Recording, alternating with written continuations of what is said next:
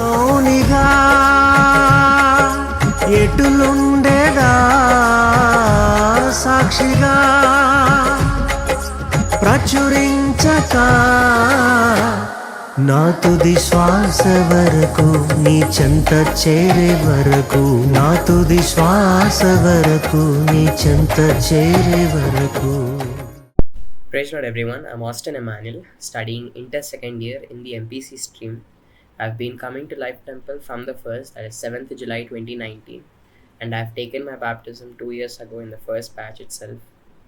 Actually, a testimony next year చేద్దాం అనుకున్నా, when actually God gives a blessing, when he actually does a miracle, అప్పుడు then we'll come and give a testimony. And I was thinking, but I didn't understand the value of testimony until and unless Ashrana has told. నా లైఫ్లో ఒక turning point అనేది ఎప్పుడు వచ్చిందంటే it was on 10th July 2022. It was a Sunday in Butta convention. The before night it rained very heavily. Water మొత్తం stagnant అయిపోయినాయి, feet దాకా మొత్తం వచ్చేసినాయి. It was completely stagnant. So parking team and logistics team వాళ్ళందరూ they're working, they're trying to pull out the water. Parking వచ్చే వాళ్ళని parking అన్నీ they're taking care of that, they're all busy. So chappal stand ఇంకా పెట్టలేదని నేను ఇంకొక అన్న ఇద్దరం కలిసి we're trying to push that chappal stand. And while pushing it, అది చెప్పల్ స్టాండ్ మొత్తం the floor was all wet. అది స్లిప్ అయ్యి that fell on my leg. అది వెయిట్ మొత్తం ఐరన్ చెప్పల్ స్టాండ్ వైట్ది, అది మొత్తం నా కాళ్ళ మీద పడ్డది. So when it fell, at start I didn't have any pain, but later on I had that sharp pain. And Andrew అన్న has స్కూటీ మీద నన్ను హాస్పిటల్ దాకా తీసుకొని వెళ్ళి స్కాన్ చేయించి మొత్తం అయిపోయిన తర్వాత they told me that I shouldn't be going out for 2 weeks. 2 weeks bed rest కావాలి కంపల్సరీగా. Then that week on Tuesday 12th July, Asharana and Tabitaka's father, both of them uncle, iddaru kalsi, they have come home. They came home, they gave me medicines, they prayed for me. And Asharana, he gave me this verse, Romans 8:28, don't worry, everything, God will work for good, all things will work, em gaadu, don't worry. And he started strengthening me. The next year Ashrana has announced saying that there'll be baptisms in Life Temple. So I've given my name for baptism, but I didn't know what was salvation, what was being born again like. I didn't know anything, but I gave my name. I just prayed, Lord, please help me. There were many hindrances, many relations, many friendships which I was holding on to, which were a hindrance. I just prayed that they all just go away. And as prayed, by the month end, God removed everyone from my life. All of a sudden they started ignoring. It was painful for me, but then I understood that it was for a purpose, and that purpose was me taking part in baptism. By that month end, I was born again. When I had no one, it was only God who was standing by me, who was helping me, who was guiding me. He loved me like no one else. And that evening, I gave myself to him. I was born again. And in the next month, on July 8th, 2023, I was baptized. And right after my baptism, Satan started troubling me even more. I started sinning, started doing stupid things. కొంతసేపటి వరకు I didn't know what I was doing. Few weeks before Life International Festivals, my mind was all, disturbed. I didn't have peace of mind. ఏం చేస్తున్నానో అర్థం కాలే. నా studies, I didn't have any clue on that. Nor my spiritual life was in a proper way. There was no meaning for my life for some days. One week what happened is, while I was going to my college, on my way వెళ్తున్నప్పుడు I literally saw 10 to 15 accidents right in front of my eyes. Then the next week నాకు చాలా తెలిసిన వాళ్ళు, close వాళ్ళు I've heard murder cases and suicide cases. నాకు ఒక్క 2 weeks వరకు my mind was all disturbed, full distracted. I couldn't study, I couldn't focus on one thing. I started praying, God, what are you trying to say? What are you trying to show me? And the next week, Sunday roju, I have an exam to attend. Kani Saturday, after coming from prayer, I've committed a sin. I've done something which is bad in the sight of God. Inka aa roju, I've lost hope. Inka I knew that I had no future. Aa ratri, I thought that I will die. I wish that I died in that sleep. ఇంకా ఏ hope లేకుండా I just slept off. I knew that I wouldn't get up tomorrow, that is on Sunday. But on Sunday morning 7:30 I woke up. I skipped my ఎగ్జామ్కి వెళ్ళలే. Then English service, I started listening to English service. I missed 10 minutes. చర్చ్కి పోయిన తర్వాత I thought దేవుడు ఏం మాట్లాడతాడులే నాతోని, and I just started listening to the English service. But then Ashrana just told this one statement saying that I don't know whom this message is for, but a person here sitting here needs this very badly. That just drew my attention, and from then on I started listening to English service. I listened the entire service and automatically my tears started rolling down. I didn't understand. I was thanking God for every second that I was breathing. I was about to die. I am supposed to die, but it is just because of His grace I'm still alive. Started praying. I started thanking Him. And on that day, from morning to evening, I was in the church. I was praying and I was spending some time in the presence of God. On July 7th, right after the Life International Festivals, we are going back home. మొత్తం అయిపోయింది. ఇక we were heading back home. We have from ALC బయటకు వచ్చి service రోడ్కి enter అయినప్పుడు opposite నుంచి ఒక Kia car, he was at a very high speed, same లేన్లో వస్తున్నాడు. ఇక మా ఫాదర్ డిప్పర్ కొడతా ఉండే. He started honking. బట్ వాడేమో లేన్ చేంజ్ చేస్తలేడు. He was coming right in front of us, స్ట్రైట్గా at a very high speed వస్తున్నాడు. ఇంకా మాకేం we didn't have any gap to go. Left తిరిగి డివైడర్ మీద ఎక్కిద్దాం అనుకున్నాడు, కానీ డివైడర్ తాకితే దట్ ఈస్ అ ప్రాబ్లం. ఇప్పుడు కార్ వచ్చి అది కూడా తాకుతుంది. So we are completely packed. ఏం చేయాలో అర్థం కావట్లేదు. కానీ వాడేమో he's completely unconscious and he's coming straight right at us. వస్తున్నప్పుడు హీ కేమ్ సో క్లోజ్, చాలా దగ్గరకు వచ్చి అప్పుడు కాన్షియస్లోకి వచ్చి he went to the other lane. అది జస్ట్ ఫ్రాక్షన్ ఆఫ్ 2 seconds. 2 secondsలో if he wouldn't have gain consciousness, I wouldn't have been telling this testimony today. After all these accidents, after everything I've seen, I started praying, God, what do you want to tell me? What do you want to show me? Started praying, and God says He was asking me from 3 weeks to give the testimony, but I was extending it. In return, I was asking Him, Deva, na testimony lo em undi, em manchitanam undi, what good it is. It's not special.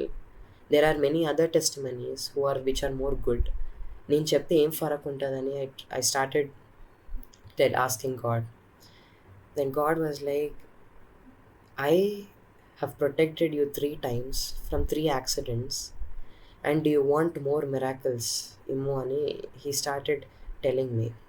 He started showing me all the great things He has done in my past, and I have not declared them. After the accident, I closed my eyes, and the only verse which just flashed in front of my eyes was, I shall not die, but surely live and declare the works of the Lord. I asked forgiveness, and the next morning, I slept. The next morning, I got up, and the first thing I did was recording the testimony. So, if I am still alive, it is just because of His grace and His mercy and nothing else. So may this testimony bring glory to Him, And please pray for me, pray for my family. May God bless this testimony and may this be fruitful to many. Thank you.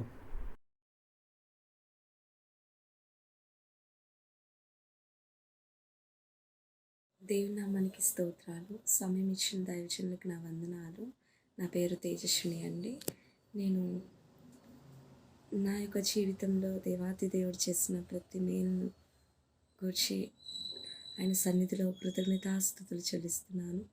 మరి అందులో భాగంగా నేను ఎన్నో మేళ్ళు life temple ద్వారా దేవుని యొక్క కృపను బట్టి అనుభవిస్తూ వచ్చానండి. మరి లైఫ్ టెంపుల్ నన్ను ఎలా 2 years నుంచి నడిపిస్తుంది అని అంటే రియల్లీ అసలు నేను చెప్పలేనండి. ప్రతి పరిస్థితిలోనూ నాకు చాలిన దేవునిగా ఉన్నాడు.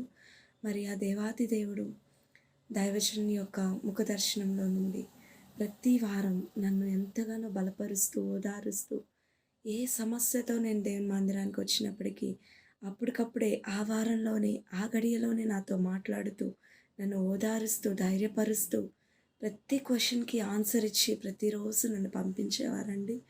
రియల్లీ నేను ఎవ్రీ వీక్ ఆత్మీయ ఆహారంతో ఎంతగానో తృప్తిపరచబడుతున్నాను. మరి నా కుటుంబంలో దేవుడు చేసిన మేలుని నేను ఒక్కొక్కటిగా వివరించుటకు నాకు సమయం అయితే సరిపోదు. కానీ మరి ఎన్నో మేలు ఆత్మీయంగా శారీరకంగా అనుభవిస్తూ వచ్చామండి. మరి మా పిల్లల విషయంలో కిడ్స్ విషయంలో కూడా దేవుడు ఎంతగానో వారి యొక్క స్టడీస్ విషయంలో మరి హెల్త్ విషయంలో మరి ఎంతగానో సహాయం చేస్తూ వచ్చారు. అలాగే మా కుటుంబ విషయంలో మరి నిజంగా ఎలా అంటే అసలు అంతా నా మేలుకే అనే పాట నిజంగా పాట పాడుతున్నప్పుడు అనిపిస్తూ ఉండేది. ఆ పాటలో ఉన్నటువంటి అనుభవాన్ని అనుభవింపచేశాడండి నాతో అయితే దేవుడు. ఎందుకంటే అందులో ఉన్నట్లుగా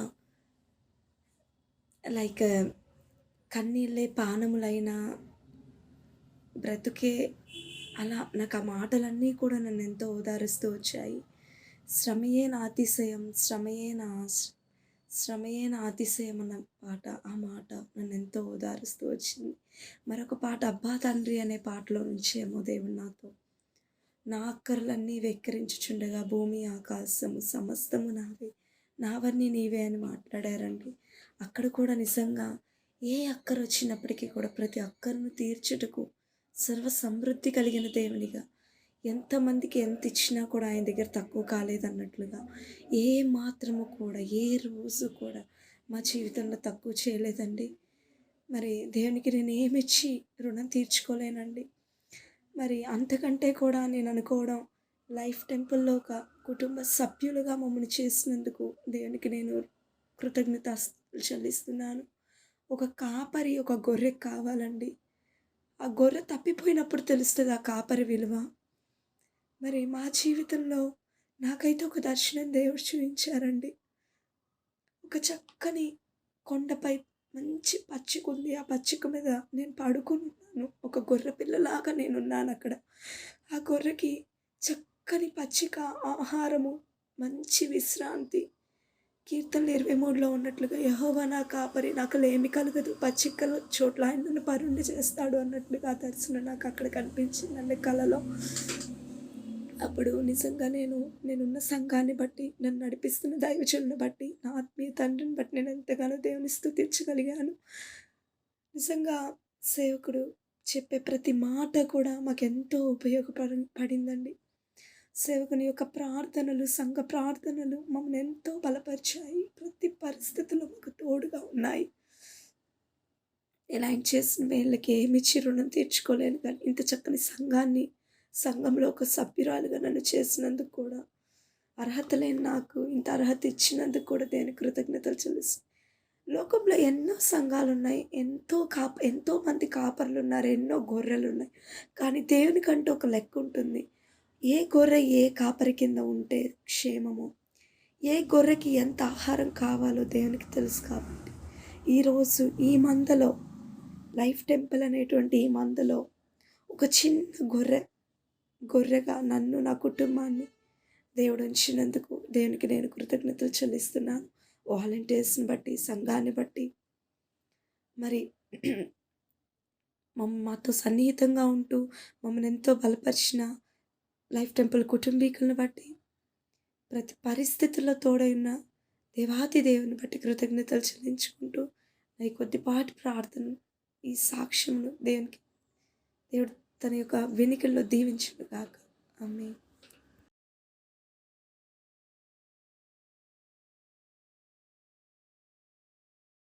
ప్రభువైన యేసుక్రీస్తు వారి నామంలో మీ అందరికీ శుభాభివందనాలండి. నా పేరు వెలగని వచ్చు. మాది ఆంధ్రప్రదేశ్ గుంటూరు జిల్లాలోని వెలగపూడి అంటే రాజధాని, క్యాపిటల్ సిటీ ఆఫ్ ఆంధ్రప్రదేశ్ అండి. దేవుడు నా జీవితంలో ఎన్నో మేలు చేశారు.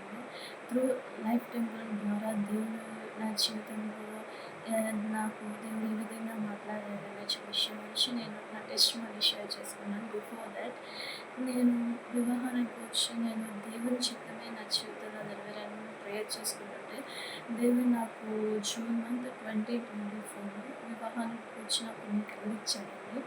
సో దాన్ని ఎలా కన్ఫర్మ్ చేసుకోవాలో నాకు తెలియదు.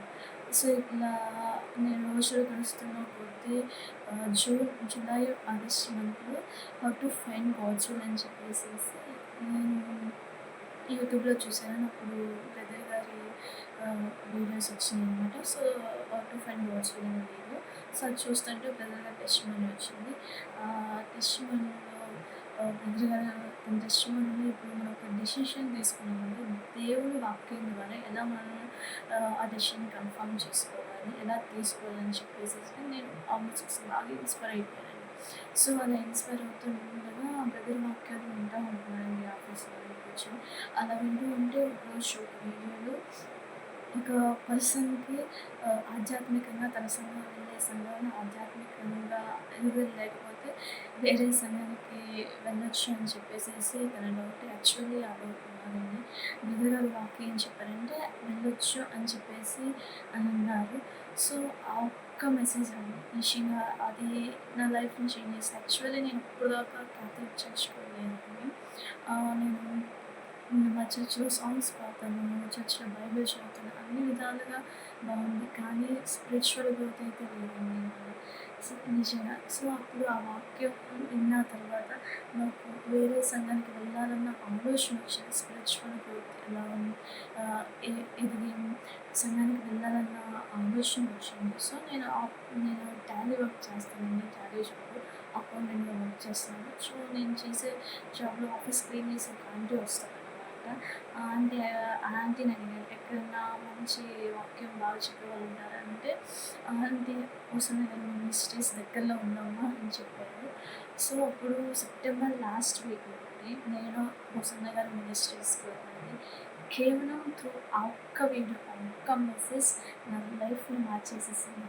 ఎందుకంటే అప్పటిదాకా నేను క్యాథలిక్ చర్చ్‌కి వెళ్ళగానే ఎంత పాటలు పాడినా, ఎంత వాక్యం చదివినా కానీ స్పిరిచువల్ గ్రోత్ అనేది నాకు లేదండి. సో ఒక్క మెసేజ్ వేరే సంఘానికి స్పిరిచువల్ గ్రోత్ పెంచుకునే సంఘానికి వెళ్ళొచ్చు అనే ఆలోచన అప్పటిదాకా రాలేదండి. సో ఆ ఆలోచన దేవుడు ఆ వీడియో ద్వారా దేవుడు నాకు తెలియజేశారు. అందుకు నేను ఎప్పుడు thank you so much for that. నేను ఎప్పుడు కృతజ్ఞత కలిగి ఉంటానండి. సో అప్పుడు సెప్టెంబర్ లాస్ట్ వీక్ నుండి నేను హోసన్న మినిస్ట్రీస్‌కి వెళ్తున్నానండి. దేవుడు నాతో చాలా స్పిరిచువల్‌గా నా జీవితంలో ఎదుగుదల అనేది చాలా వచ్చిందని. అప్పటిదాకా నేను ఉపవాసాలు అయితే అసలు ఉండేదాన్ని కాదు. కానీ ఎప్పుడైతే నేను సంఘానికి స్పిరిచువల్‌గా అవుతున్నా, సంఘానికి వెళ్తున్నానో అప్పటి నుంచి ప్రతి నెల ఫాస్టింగ్ ప్రేయర్స్ ఫాస్టింగ్ ప్రేయర్ ఉంటాను. యాక్చువల్లీ నేను టెస్ట్ మనీ కూడా షేర్ చేయకూడదు అని అనుకున్నాను. కానీ రీసెంట్‌గా చెప్పిన మెసేజెస్‌లో టెస్ట్ మనీ చాలా మన కార్యాల కన్నా మన టెస్ట్ మనీ చాలా పవర్ఫుల్ అని చెప్పారు. సో నిజంగా ఆ ఒక్క మెసేజ్ వల్ల నేను నిజంగా ఎంత స్పిరిచువల్‌గా ఉన్నానంటే నిజంగా ఒక్క మెసేజ్ నా లైఫ్ మార్చేసింది. ప్రతి వారం నేను ఈవినింగ్ సర్వీస్ వింటానండి. దేవుడు చాలా ప్రతి వారం నాతో మాట్లాడతానండి. ఈవెన్ బాప్తిసం విషయంలో కూడా దేవుడు నాతో మాట్లాడి 2 సార్లు డిలే అయిపోయిందండి నా బాప్టిజం. 2 టైమ్స్ డిలే అయిపోయింది. ఏంటి ప్రభు ఎలా అవుతుంది అని ప్రేయర్ చేసుకుందని ఇంకా మర్చిపోతున్నాను బాప్టిజం గురించి. 3 డేస్ 3 వీక్స్ బ్యాక్ బాప్టిజం గురించి వాక్యం చెప్పారు బ్రదర్ గారు. సో, నిజంగా అప్పుడే పట్టుబట్టి ప్రేయర్ చేసుకున్నానండి బాప్టిజం గురించి. నిజంగా ఆ రోజు బ్రదర్ గారు బాప్టిజం గురించి చెప్పకపోయింటే నేను ఇక వదిలేసేసాను యాక్చువల్లీ. సో, దేవుడు ఈ విధంగా నా జీవితంలో స్పిరిచువల్ గ్రోత్‌గా నా జీవితంలో ఎన్నో విధాలుగా సహాయం చేశారండి. త్రూ ఆ మెసేజ్ ద్వారా నా జీవితం ఎదుగుదల, నా జీవితంలో ఎన్నో మార్పులు వచ్చినాయి. సో, ఎప్పుడూ రుణపడి ఉంటాను. నాకు ఈ అవకాశం ఇచ్చిన దేవాది దేవునికి ముందుగా ఆయనకి ఎప్పుడూ కృతజ్ఞురాలిని. అండ్ నాకు ఈ అవకాశం ఇచ్చిన life temple team and pastor గారికి, బ్రదర్ గారికి ఎస్పెషల్లీ వందనాలండి. నా ఈ చిన్న సాక్ష్యాన్ని దేవుడు దీవించుగాక.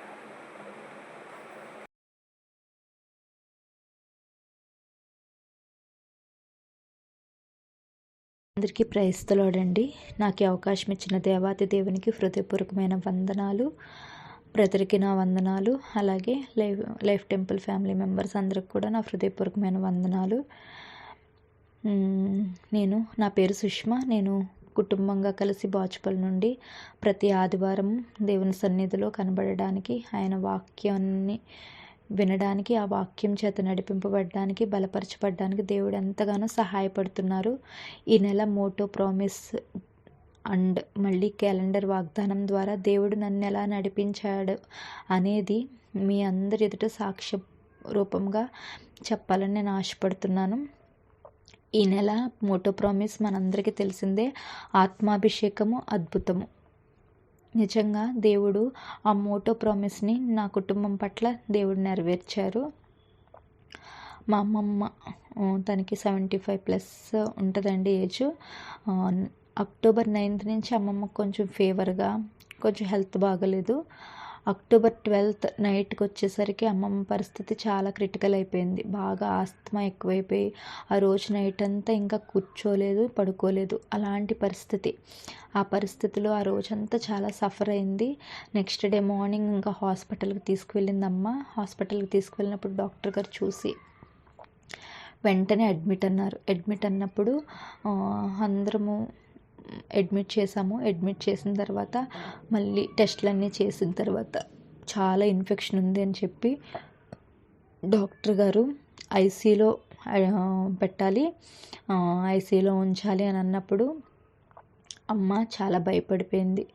ఎందుకంటే అందరినీ కనుక్కుని ఇలా అమ్మని ఐసీలో పెట్టాలి అని అన్నప్పుడు అందరూ భయపడిన పరిస్థితి. ఎందుకంటే తాతయ్యని కూడా ఇలా ఐసీలో పెట్టినప్పుడు కొన్ని డేస్ బాగున్నాడు, కానీ తర్వాత మళ్ళీ తాతయ్య దేవుని యొక్క పిలుపుని అందుకుని దేవుని సన్నిధికి చేరడం అయింది. ఇంకా అది అందరి హృదయంలో ఉండిపోయి ఐసీయూ అనగానే అందరూ భయపడిన పరిస్థితి. అమ్మమ్మ ఎప్పుడు హాస్పిటల్లో అడ్మిట్ అవ్వడం కానీ, ఈ పరిస్థితి గుండా వెళ్ళడం కానీ ఎప్పుడూ జరగలేదు. నాకు తెలిసి ఎప్పుడూ ఇలా అవ్వలేదు. సో అందరూ భయపడిన పరిస్థితి. తన ఏజ్ని బట్టి కావచ్చు, మునుపటి వాటి బట్టి అందరూ భయపడ్డారు. కానీ నేను ఒకటే ప్రార్థన చేసుకున్నాను, ప్రభువా నేను ఒక నూతన క్రియ చేయుచున్నాను, అరణ్యంలో త్రోవను కలుగు చేయుచున్నాను అంటున్నావు కదా, మరి మునుపటి వాటిని జ్ఞాపకం చేసుకోకండి అని అంటున్నావు.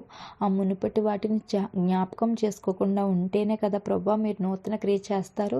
దయతో మమ్మల్ని క్షమించి వేటిని మేము జ్ఞాపకం చేసుకోకుండా మీ నూతన క్రియను జరిగించండి అని ప్రార్థన చేసుకున్నాను. అలాగే ఐసీలో అడ్మిట్ చేయాలన్నప్పుడు ప్రార్థన చేసినప్పుడు ఆ దినము మన క్యాలెండర్ వాగ్దానం ఏంటంటే, నీవు తప్పక నీ వారందరినీ దక్కించుకొందువు.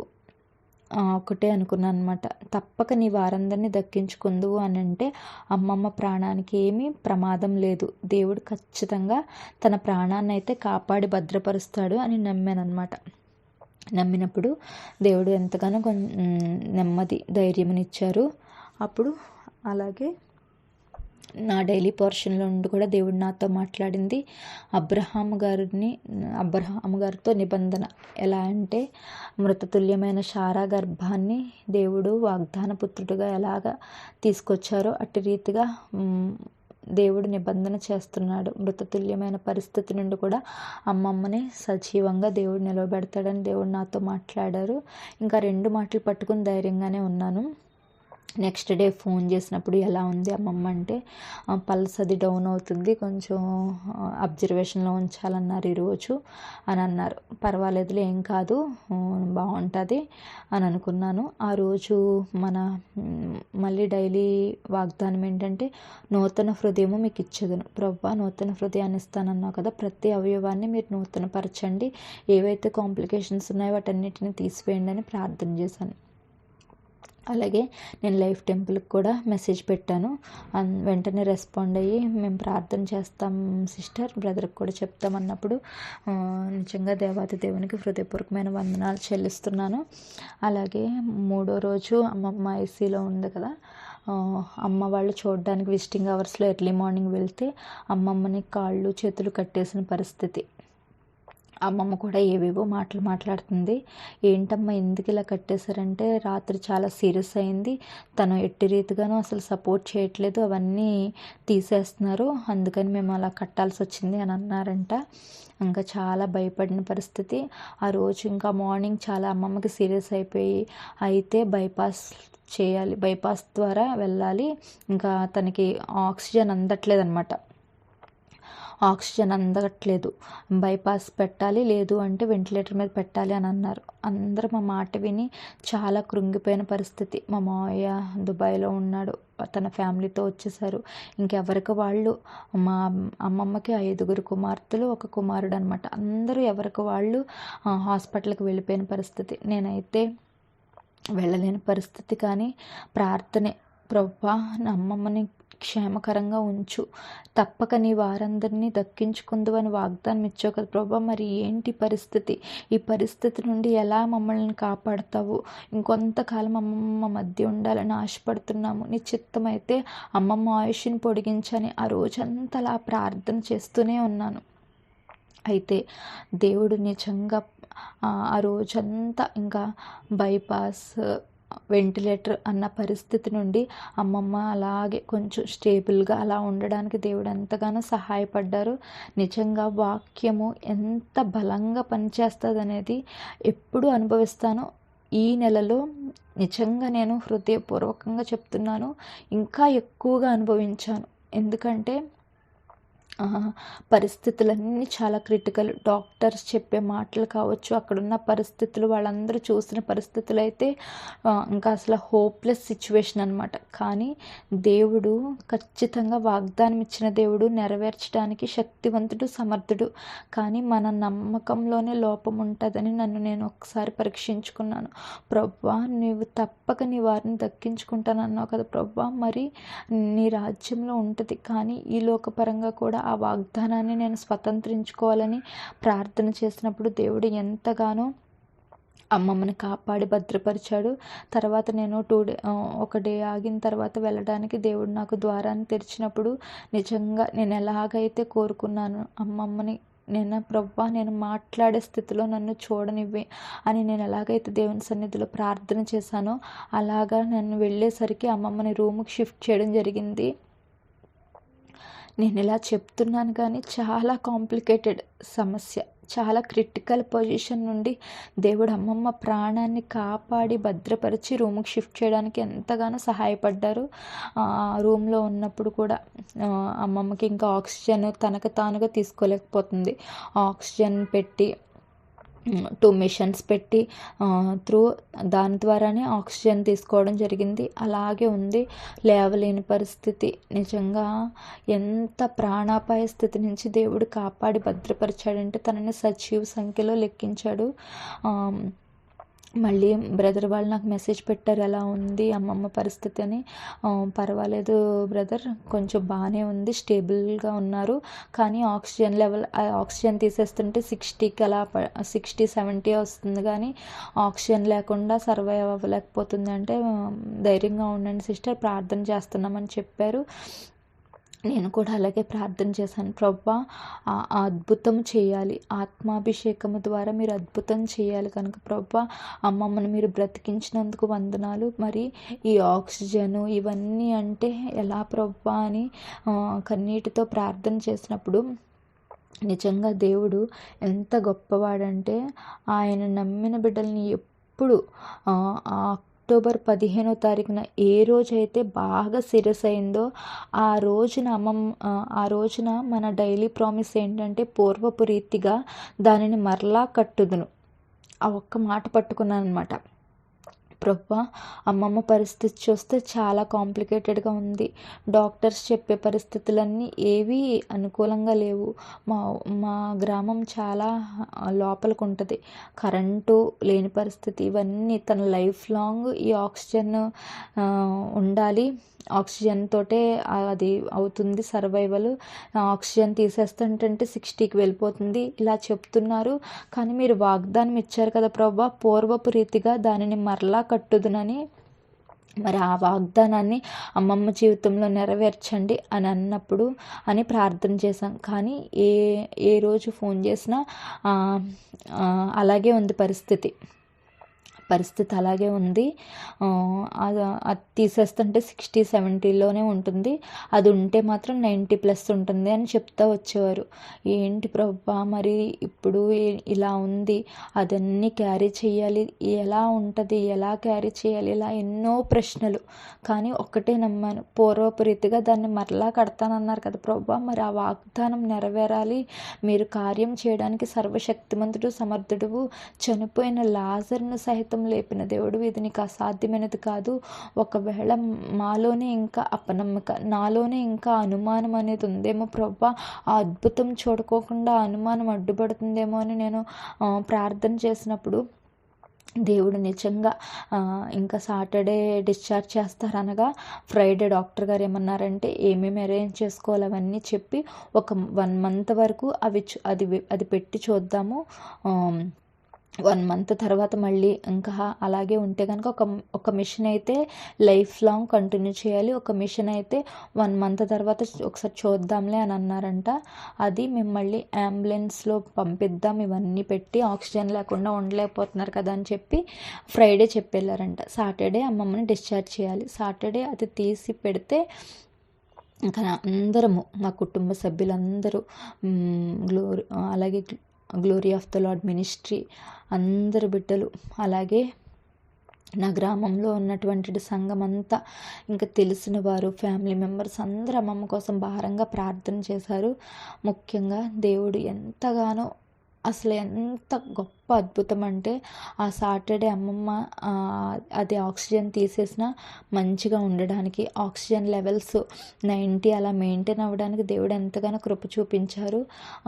అంబులెన్స్లో వెళ్ళాల్సిన అమ్మమ్మని దేవుడు కారులో మంచిగా తీసుకువెళ్ళటానికి ఎంతగానో సహాయపడ్డారు.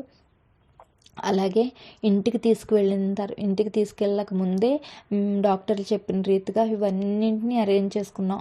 ఆక్సిజన్ మిషన్ అన్నీ అరేంజ్ చేసుకున్నాం. ఒకవేళ కరెంటు పోతే మళ్ళీ మిషన్ పనిచేయకపోతే ఇబ్బంది అవుద్దేమో అని ఆక్సిజన్ సిలిండర్ కొని అన్ని ఏర్పాట్లు చేసుకుని వెళ్ళాం. నేను ఒకటే ప్రార్థన చేశాను, ప్రభా ఇవన్నీ అరేంజ్ చేసుకుని వెళ్ళాము, ఇంకా మేము అద్భుతము ఎలా సాక్షిగా నిలవబడతాము, మీరు పూర్వపు రీతిగా దాన్ని మరలా కడతానని వాగ్దానం ఇచ్చారు కదా, ఆ వాగ్దానాన్ని మేము ఎక్స్పీరియన్స్ చేయాలి ప్రభా అని అన్నప్పుడు నిజంగా ఎంత అద్భుతం అంటే అమ్మమ్మని ఇంటికి తీసుకెళ్ళిన నెక్స్ట్ డే అవేవి లేకోకుండా ఆక్సిజన్ కానీ ఏవి లేకోకుండా అమ్మమ్మ తనకు తానుగా శ్వాస తీసుకోవడానికి దేవుడు ఎంతగానో సహాయపడ్డారండి.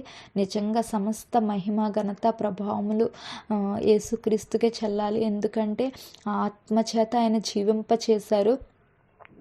ఎలాగంటే డాక్టర్లు చెప్పింది కావచ్చు, మేము చూసిన పరిస్థితులు కావచ్చు, వాటన్నిటిని తారుమారు చేసి దేవుడు ఈ రోజున సజీవంగా నిలిపి చక్కగా బైబిల్ చదువుకోవడానికి, ప్రార్థన చేసుకోవడానికి అమ్మమ్మని ఎంతగానో దేవుడు నిలబెట్టారండి. తనకు తానుగా లేచి వాష్రూమ్కి వెళ్ళే పరిస్థితిని దేవుడు తీసుకొచ్చాడు. తన పనులు తను చేసుకునేలాగా దేవుడు నిలబెట్టాడు. నిజంగా దేవుడు మా కుటుంబంలో అద్భుతమును జరిగించాడు.